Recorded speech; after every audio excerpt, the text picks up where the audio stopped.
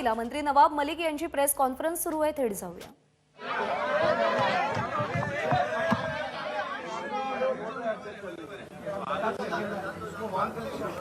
साथियों,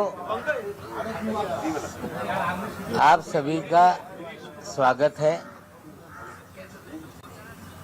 कल महाराष्ट्र के प्रतिपक्ष नेता, विरोधी पक्ष नेता सम्माननीय देवेंद्र फडणवीस जी ने कुछ मुझ पर आरोप लगाए थे और उसका कल ही मैंने खुलासा किया, लेकिन कुछ अधिक जानकारी मैं देना चाहता हूं। जो देवेंद्र जी ने कहा कि आपके मंत्री रहते हुए सलीम पटेल के बारे में आपको जानकारी थी कि नहीं। 2005 में मैं मंत्री पद पे नहीं था। एक आर पाटिल जी के साथ उनकी वीडियो वायरल हुई थी, ये सवाल आपने खड़ा किया। हमने मुनीरा से संपत्ति लेने के बाद सलीम पटेल की वो वीडियो वायरल हुई थी और सलीम पटेल ने उन सारे अखबार और चैनलों पे जिन लोगों ने दाऊद से उसका कनेक्शन बताया था उन पे डिफेमेशन सूट फाइल किया था। और 5 महीने पहले मैंने जानकारी ली सलीम पटेल का देहांत हो गया और सलीम पटेल ये मुनीरा का पावर ऑफ अटॉर्नी था।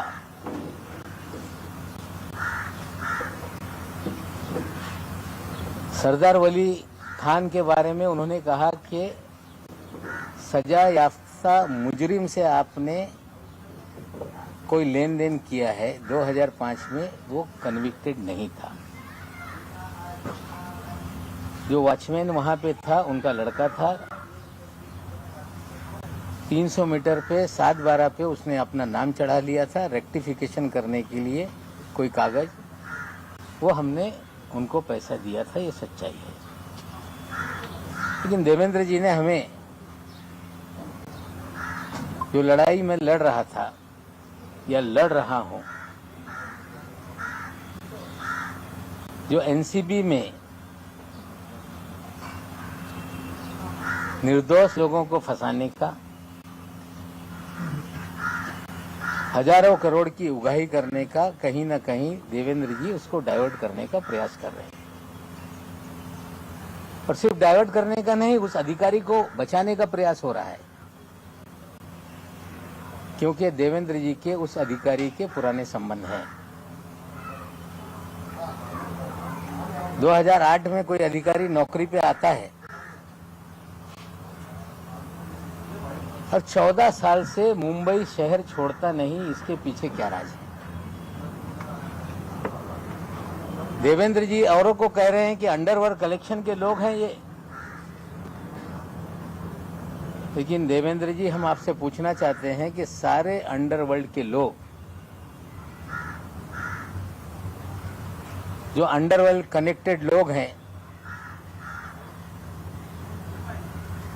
जो बड़े बड़े क्रिमिनल हैं, आपने मुख्यमंत्री रहते हुए उन्हें सभी लोगों को जो सरकारी कमीशन है, सरकारी बोर्ड है, उसका अध्यक्ष क्यों बनाया?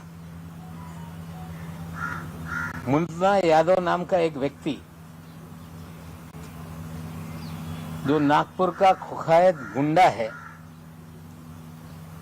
जिसपे हत्या से लेके सभी तरह के मामले दर्ज हैं, जो आपका राजनीतिक सारे भय पैदा करने वाला आपका साथी है, उस मुन्ना यादव को आपने कंस्ट्रक्शन वर्कर बोर्ड का अध्यक्ष बनाया था कि नहीं? क्या आपकी गंगा में मुन्ना यादव नहा के पवित्र हो गया था? आपने हैदर आजम नाम के एक आपके नेता को मौलाना आजाद फाइनेंस कॉरपोरेशन का अध्यक्ष बनाया था कि नहीं? क्या हैदर आजम बांग्लादेश के लोगों को मुंबई में बसाने का काम नहीं करता है? क्या हैदर आजम की दूसरी पत्नी जो बांग्लादेशी है, जिसकी जांच मलाड पुलिस स्टेशन ने शुरू की।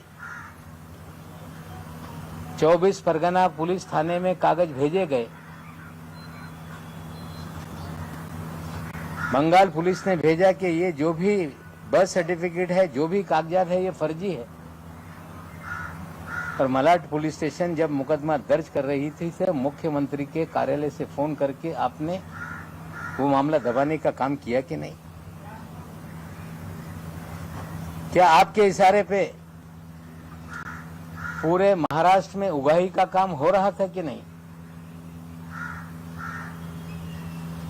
मामला मुंबई का हो, बिल्डरों के जमीनों का झगड़ा हो, मामला थाना में जाके कंप्लेंट करके दर्ज करके वसूली की जाती थी कि नहीं?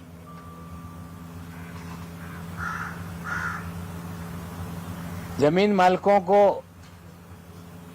पकड़ के लाते थे और सारी जमीनें अपने नाम पे लिखा ली जाती थी, ये सच है कि नहीं? क्या आपके कार्यकाल में विदेश से लोगों को फोन आते थे, कुख्यात गुंडे फोन करते थे और पुलिस वाले मामला सेटल कर देते थे कि नहीं?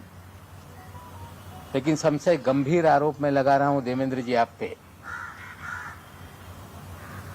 कि जब 8 नवंबर 2016 को नोटबंदी हुई, मोदी जी ने कहा कि नोटबंदी इसलिए किया जा रहा है, आतंकवाद खत्म होगा, काला धन खत्म होगा। और एक बात मोदी जी ने कही थी कि बड़े पैमाने पे जाली नोट है, उसे खत्म करने के लिए हम नोटबंदी का काम कर रहे हैं। जब नोटबंदी हो गई पूरे देश में जाली नोट, चाहे पंजाब हो, 2000 के 500 के जाली नोट पकड़े जाने लगे। मध्य प्रदेश में जाली नोट पकड़े जाने लगे, तमिलनाडु में जाली नोट पकड़े जाने लगे। लेकिन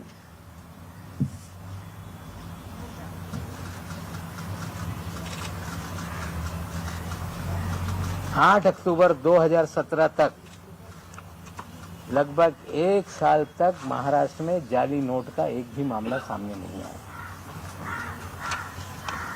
क्योंकि देवेंद्र जी के प्रोटेक्शन में जाली नोट का खेल इस महाराष्ट्र में चल रहा था। 8 अक्टूबर 2017 को डायरेक्टर इंटेलिजेंस रेवेन्यू ने बीकेसी में एक छापेमारी की, जिसमें 14 करोड़ 56 लाख रुपए के जाली नोट पकड़े गए।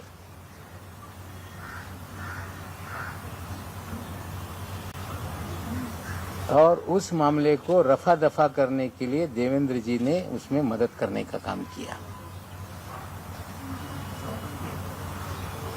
14 करोड़ 56 लाख रुपए बीकेसी में 8 अक्टूबर 2017। साथियों, जाली नोट का nexus ISI Pakistan, Dawood via Bangladesh, ये पूरी जाली नोट इस देश में फैलाई जाती है। 8 अक्टूबर के छापेमारी में 14 करोड़ 56 लाख पकड़े गए। मुंबई में एक गिरफ्तारी हुई, पूना में एक जो गिरफ्तारी हुई इमरान आलम शेख, पूना में गिरफ्तारी हुई रियाज शेख, और एक नई मुंबई में भी उसमें गिरफ्तारी हुई थी।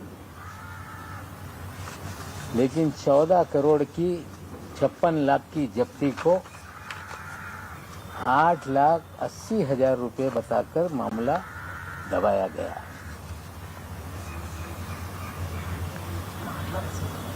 8,80,000 बताकर मामला दबाया गया।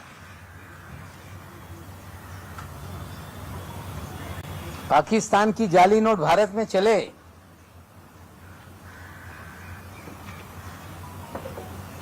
मामला दर्ज हो और उसमें कुछ दिनों में जमानत हो जाती है।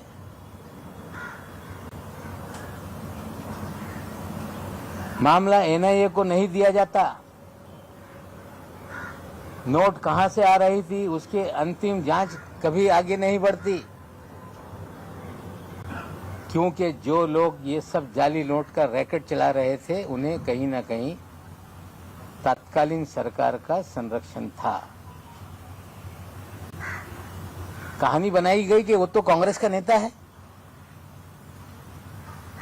इस शहर में कभी भी वो कांग्रेस का नेता नहीं रहा। खेल था कि पकड़ा जाए तो कांग्रेस पे बिल फाड़ दो।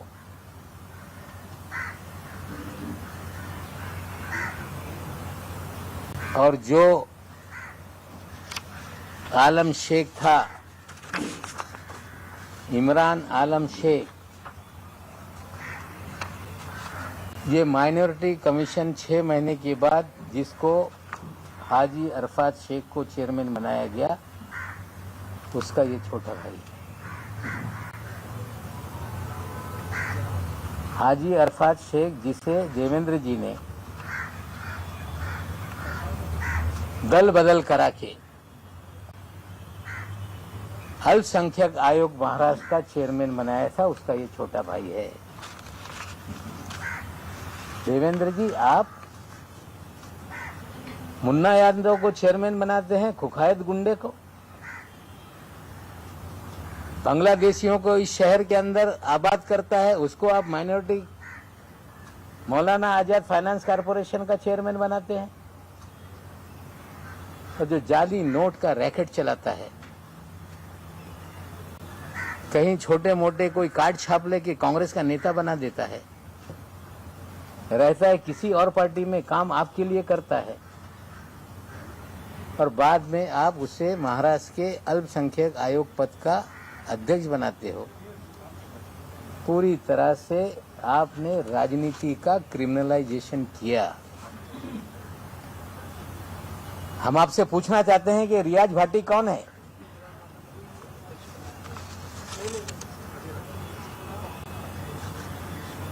उनतीस अक्टूबर को सहार एयरपोर्ट पे जाली पासपोर्ट के साथ पकड़ा गया, जिसके ऊपर दाऊद इब्राहिम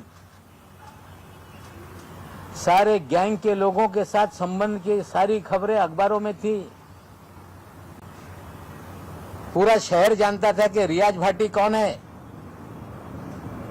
डबल पासपोर्ट के साथ कोई व्यक्ति पकड़ लिया जाए और 2 दिन में छूट जाता है, इसके पीछे क्या खेल था?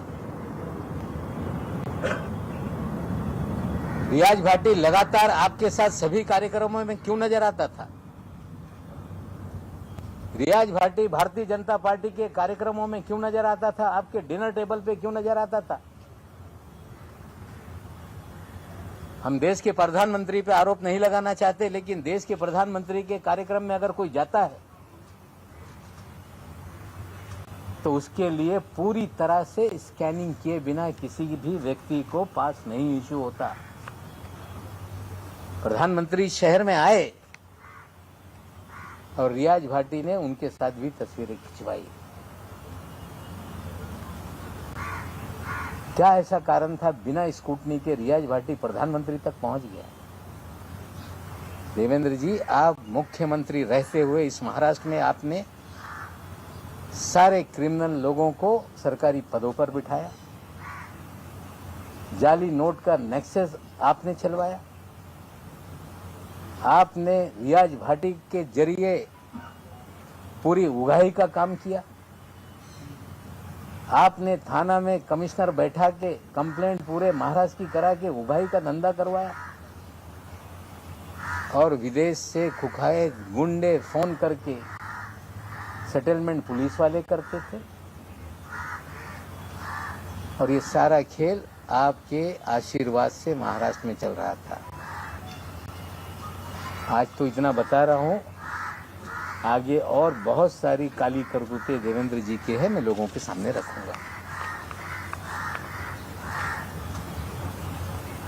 देवेंद्र जी का अंडरवर्ल्ड से कनेक्शन कैसे इसका? रियाज भाटी उनके साथ क्यों घूमता है?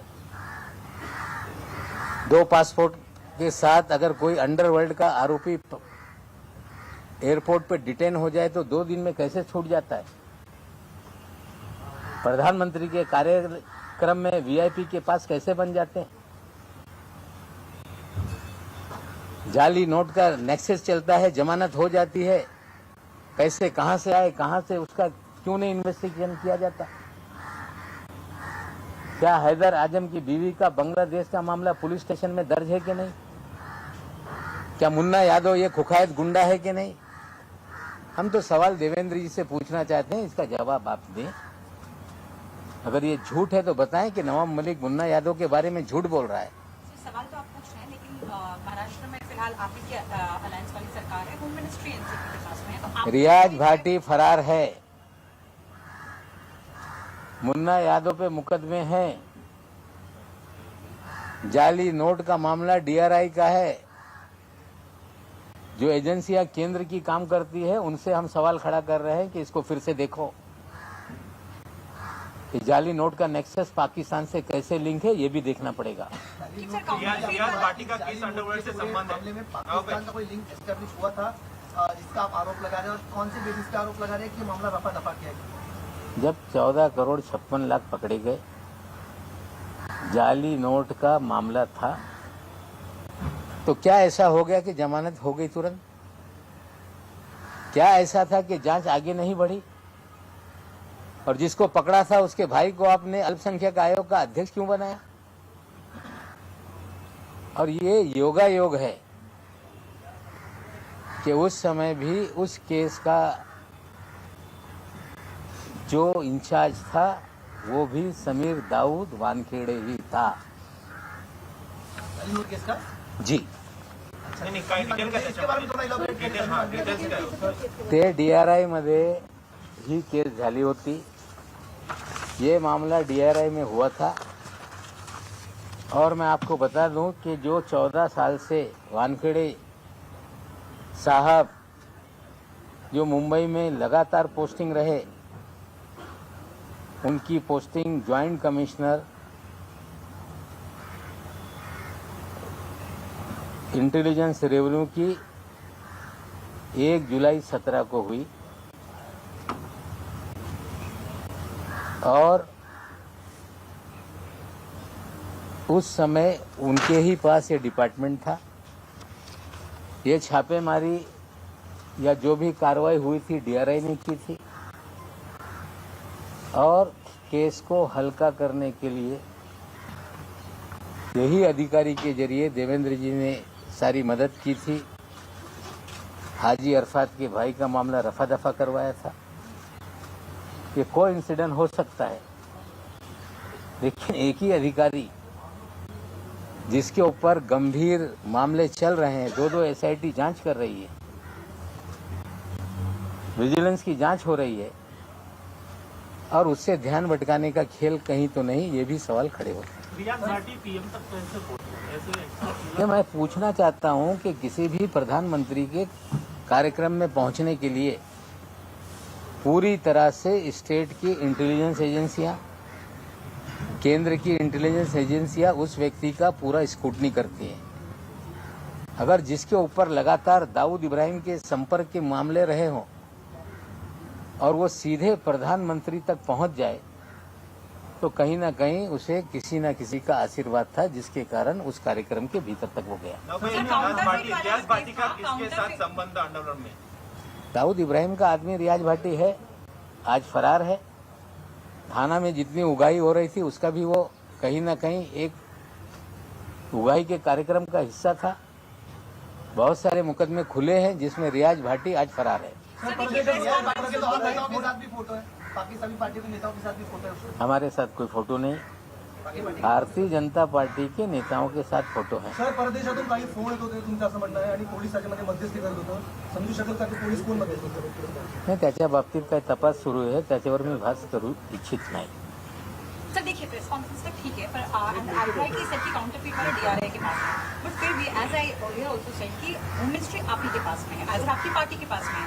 स्टिल आप लोग कोई इंक्वायरी जो एलिगेशन देवेंद्र फडणवीस पे लगा रहे हैं, एटलीस्ट स्टेट इंटेलिजेंस एजेंसी तक जो लिमिटेड है वो वाला पार्ट आप लोग इन्वेस्टिगेट कर सकते हैं, राइट? तो are you going to write to your own the home minister who is from your देखिए, पार्टी? मैं अगर इस तरह से चीजें करूंगा तो लोग कहेंगे कि नवाब मलिक लोगों को फंसा रहा है। सर प्रेस कॉन्फ्रेंस में हम बता रहे हैं, देखते हैं कितनी ईमानदारी से चीजें फिर शुरू होती है। रियाज भाटी को लेके देखते हैं क्या सफाई आती है। सर रियाज भाटी को पॉलिटिकल लॉबीज बताया जा रहा है और लगभग सारी पार्टियों के नेताओं के साथ उसकी फोटो लाइव सारे ग्रुप में शेयर की जा रही है आपकी पीसी के पैरेलल।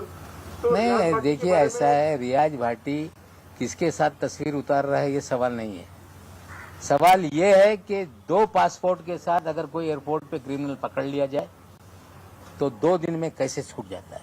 लेकिन आप लोग का नेक्स्ट सवाल ये है कि प्रधानमंत्री के कार्यक्रम में कैसे एक्सेस मिल जाती है। तस्वीरें किसी की शादी में किसने उतार ली, मैं ये नहीं कहना चाहता। किसी नेता के साथ उसकी तस्वीरें, ये आरोप मेरा नहीं। मेरा आरोप है कि 2 पासपोर्ट, जाली पासपोर्ट के साथ मुंबई एयरपोर्ट पे पकड़ा गया एक कुकैद गुंडा, 2 दिन में जमानत हो गई। जमानत तो अदालत से हुई होगी। एक कुकैद गुंडा जिसके ऊपर लगातार आरोप थे, प्रधानमंत्री के कार्यक्रम के भीतर जो वीआईपी का पूरा अरेंजमेंट था उसमें कैसे पहुंचा। पूरी तरह से देवेंद्र जी का संरक्षण उसको था।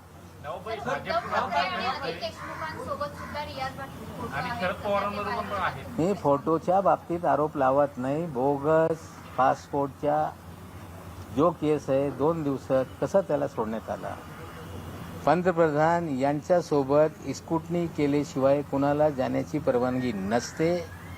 हे त्यांना ऍक्सेस देण्यामागे कोण होतं हे माझे प्रश्न आहे। सर जहाँ पर जो ड्रग्स मामला हुआ है नवाब सर, तर त्यांचे अनिल देशमुख, उद्धव ठाकरे यांच्यासोबत देखील फोटो आहेत। तुम्ही या प्रकरणाची चौकशी करण्याची नाही, फोटोवर मी कधी आरोप लावत नाही। माझ्यासोबत पण कोणी येईल, फोटो काढून जाईल। सार्वजनिक जीवनात लोकांच्यावर फोटो लोक काढताय। मुन्ना यादव हे शासकीय समितीवर अध्यक्ष होते की नाही? हाजी अरफात मायनॉरिटी कमिशनच्या चेअरमॅन होता की नाही? आजम हैदर हे मौलाना आझाद फायनान्स कॉर्पोरेशनचे चेअरमॅन होते की नाही? एका पदावर नेमणूक करत असताना पोलिसांकडून रिपोर्ट मागवण्यात येते की नाही? हे सगळं असताना त्यांना संरक्षण देण्यासाठी, इनाम देण्यासाठी या तिघांना बोर्ड आणि कमिशनचा चेअरमॅन करण्यात आला होता। सर या पद्धतीने मामला हुआ है, हे जे नोटा आहेत, जाली नोटा आहेत त्या दाबल्या गेल्या, त्यावेळेस भारतीय जनता पार्टीबरोबर शिवसेनाही सत्तेमध्ये होती। तर ज्या पद्धतीनं देवेंद्र फडणवीसला हे सगळं माहिती होतं, त्याप्रमाणे शिवसेनेच्या काही मंत्र्यांना माहिती होतं का? तुम्ही माहिती का? मला माहित नाही। त्यांना नंतर पक्षांतर करून अल्पसंख्याक आयोगाचा अध्यक्ष करण्यात आला। म्हणजे हे लोक यांच्यासाठी काम करत होते हे याच्यातून निश्चित होते।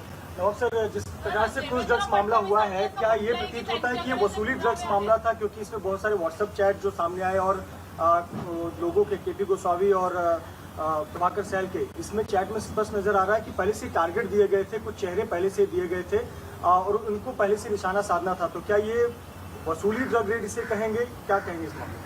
देखिए 13 लोगों को चिन्हित किया गया,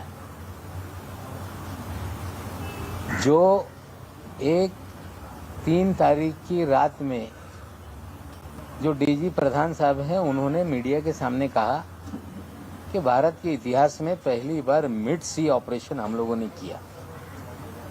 एक क्रूज पे छापेमारी हुई, 15 दिन से हम तैयारी कर रहे थे और इस तरह की बातें कही गई। सारे देश में उसको लेके खबरें चलने लगी। लेकिन हमने पहले 6 तारीख को सवाल केपी गोसावी और मनीष भानुशाली पे उठाए थे। हमने पहले कहा था कि उगाही का मामला है। व्हाट्सएप चैट के जरिए जो प्रभाकर कह रहा है कि कुछ लोगों के प्री डिसाइडेड फोटो बांटे गए थे, उन्हीं को पकड़ना था, ये सारा उनके कन्वर्जेशन में है। अगर रेड शिप पे डाली गई तो क्रूज को बिना परमिशन सेल करने की परमिशन क्यों दी गई? उस क्रूज में पूरी तरह से तलाशी क्यों नहीं ली गई? क्यों टर्मिनस से ही लोगों को डिटेन कर लिया गया? क्यों आर्यन खान को किसके कहने पे वहां तक लाया गया? आर्यन खान के घर वालों से 25 करोड़ की मांग क्यों की गई? डिस्काउंटेड रेट 18 करोड़ में डील क्यों हुई? 50 लाख रुपए उठाए क्यों गए? ये सारे सवाल हैं। दोनों एसआईटी के सामने सारे बयान हैं, सीसीटीवी फुटेज है, ऑल सीडीआर होगा, इलेक्ट्रॉनिक एविडेंस भी उसमें है। लेकिन कहीं ना कहीं लोगों को डराया जा रहा है कि आपने पैसा दिया, आप भी मुकदमेबाजी में फंस जाओगे। मैं आज फिर कहता हूं कि रैंसम मांगने वाला गुनहगार होता है।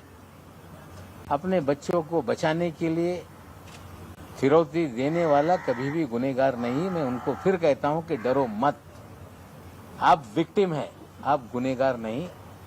डराने से आप डरेंगे तो इस शहर में इसी तरह का वही का काम चलते रहेगा। देखिए, समीर वानखेड़े के अगेंस्ट जो एलिगेशंस हैं वो एनसीबी की विजिलेंस टीम इन्वेस्टिगेट कर रही है। Usually people go for a central agency which is मतलब जो कि मेन एजेंसी का पार्ट है, आपने एनसीबी का ही ऑफिसर है और एनसीबी ही इनके खिलाफ इंक्वायरी कर रही है। Do you have any plans of asking for another agency probing this? क्योंकि मुंबई पुलिस की ऐसी मैं फिर बोल रहा हूँ कि 26 मामलों को हमने पत्र लिखा है तो ये जाली मामले हैं।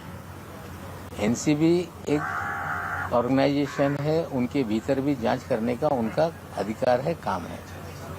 लेकिन अगर इस शहर में किडनैप करके उगाही का काम चल रहा हो, लगातार मुंबई पुलिस को कंप्लेंट मिल रही है, तो पैरेलली 4 अधिकारियों की कमेटी उसकी जांच कर रही है और निश्चित रूप से जो सच्चाई होगी वही लॉजिकल एंड तक जाएगा। भाई आपने कहा हुआई के लिए बाहर से फोन आता था। भाई इसने कल जब आरोप किया है तो आपके ऊपर आरोप किया, ये जो मामला है इसको आजच्या पत्रकार परिषदेच्या माध्यमातून नवाब मलिक यांनी देवेंद्र फडणवीस यांच्यावरती काही गंभीर आरोप केलेले आहेत। बनावट नोटांचा खेळ, त्यांचा कारभार हा देवेंद्र फडणवीसांच्या आशीर्वादाने महाराष्ट्रामध्ये सुरू होता आणि यामध्ये नवाब मलिक यांनी अनेक नावांचा उल्लेख केलेला आहे। या पत्रकार परिषदेवर आपलं लक्ष असणार आहे। तुर्तास एक छोटासा ब्रेक घेऊया।